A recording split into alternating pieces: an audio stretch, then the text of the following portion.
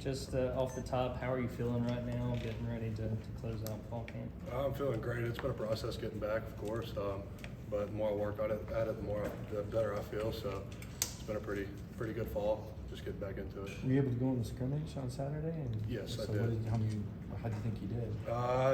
I still got stuff to work on, of course, but I think I had an overall pretty good scrimmage, of course. Like I said, still got to get better at things. Quick reflection question here. When you injured it, first series, opening game, did you know right away? What was the scenario, the scene, what you remember? I knew right away when it happened. I looked at Warren McClendon, our tackle in the game, and I said, Warren, my foot's broke. He was like, what do you mean? And then next thing I know, they're calling a play like I didn't process it. So had to get up, run a play, and then next time I got a chance, tap my helmet, got out. So that's how that went down. How painful was that? Running the play with him? I just say I don't want to know what it felt like without adrenaline pumping.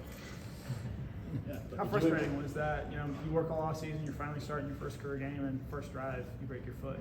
It's frustrating for sure. Took it as a growing experience though. At first, it kind of messed with me a little bit, but you live and you learn. So I think overall, it ended up being a good thing for me. I got my head in the right spot, and I think it really put things in perspective for me. Don't take things for granted. Can you count yourself back now, or will you be available to play for Clemson, or do you know yet? I've been working back, feeling pretty good right now. That's really all I've got to say towards that. Tate, do you know what Liz Frank was before you were diagnosed? I had no clue. Yeah. I'd never heard of it before. They told me. They said that's what they're pretty sure it was when it happened, and so I had to ask them what it was. I had no clue. What was the toughest part of the recovery process?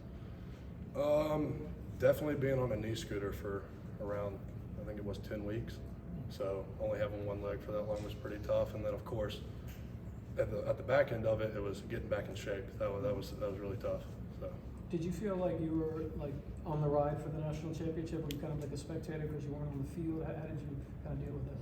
I think with our offensive line room and being around them the whole time, I definitely felt like I was a part of it. I think we have a really close group, so they really brought me into it and made me feel like I was a part of it. How different do you feel physically like right now compared to even back in the spring? I know you're doing some stuff, but obviously still limited. There's some strength stuff I've got to work on, of course, but I feel pretty much back to normal.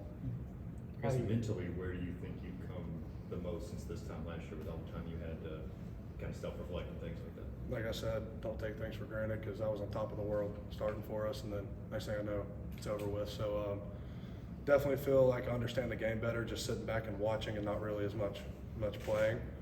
Mentally, I'm definitely a lot stronger than I was. You mentioned your teammates kind of kept you in, and what role did they play in sort of keeping your spirits up and making you feel involved? And what did that process look like from their side? A lot bigger one than they know. It was seeing them every day is really what kept me sane during that time. It was coming in here, just seeing them, going to meetings, talking to them. So they played a really big role in that. What have you learned about Stacey Searles in this last several months, I guess?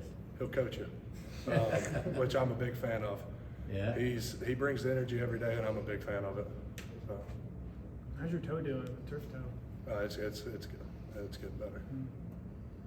How as far as picking up things with defensive linemen doing like with stunts and stuff like that? You said what? I said, how are you doing as far as going against defensive linemen as far as their stunts and what they do to try to play off you? With mobility and that kind of thing. I mean, it was tough before. It's tough now. It's just the guys I go against every day. They make it tough. So, yeah, of course, it's a learning curve getting back into that and transition into it. But the more we go, the more we compete, the better it gets. A few weeks ago, we talked to Coach Monk, and he talked about how valuable you actually getting reps out there was going to be. I mean, that you could only do so much mentally. How valuable do you feel like those reps you have been able to get out there with your teammates? How valuable do you feel like that's been? I think it's been very valuable, especially getting to know the guy you're playing against again. Because when you can tell a drop off when you're not playing next to somebody. Like if I'm playing next to Mims and Warren McClendon, I can definitely tell a difference in their play styles. So that's definitely different, but it's been good getting back out there and getting those reps. Is it like trying to block Jalen Carter? We go out there and compete every day. He definitely gets me better, and I try to get him better. But it's tough. You coming back from your injury, how's going against a guy who might be the best defensive lineman in America? Has that given you more confidence, knowing that hey, if I can win some battles against this guy, I can go out there and do pretty well on Saturdays? Going against him definitely gives me more confidence, just because I know that I'm going against one of the best.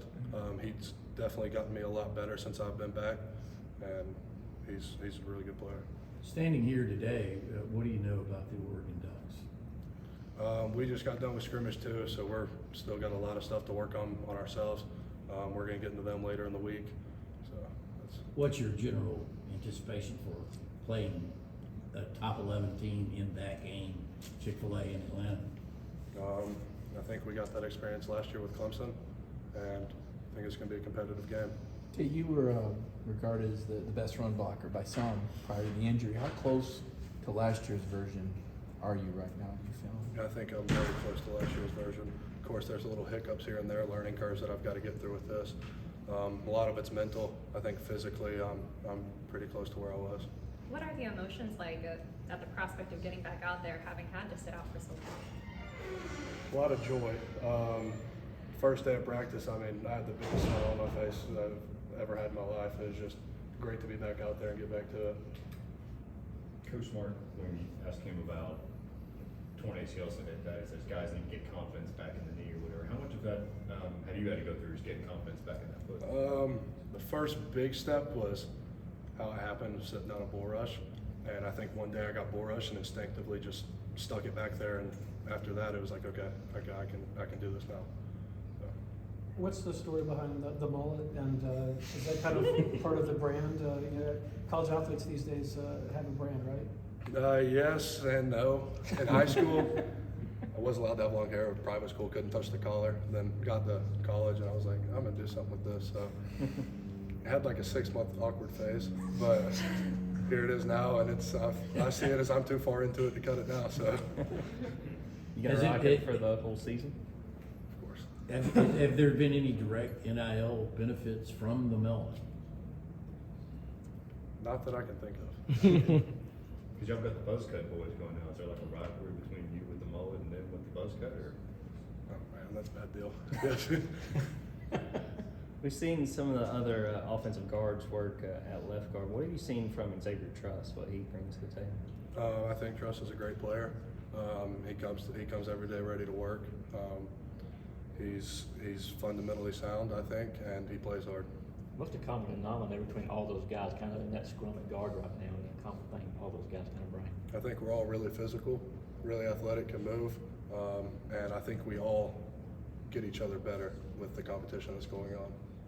After a year on the sidelines, do you think that you see the game differently than you did before? Do you look at any parts of the game differently than you did before your injury? Just more thankful for it. Looking out there now and really just watching and not, I see defenses better, I feel like.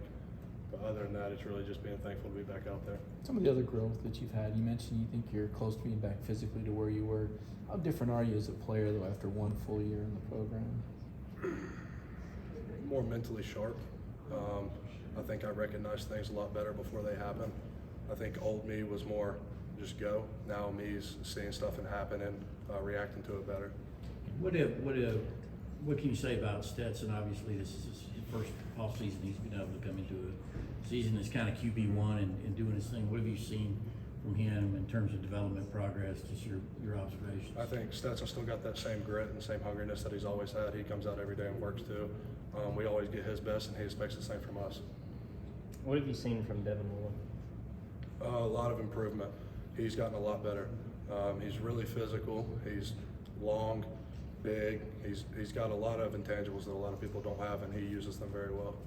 Is your playing weight about the same as it was last year? Yes, it's exactly the same. 320? Around there, 318, 320.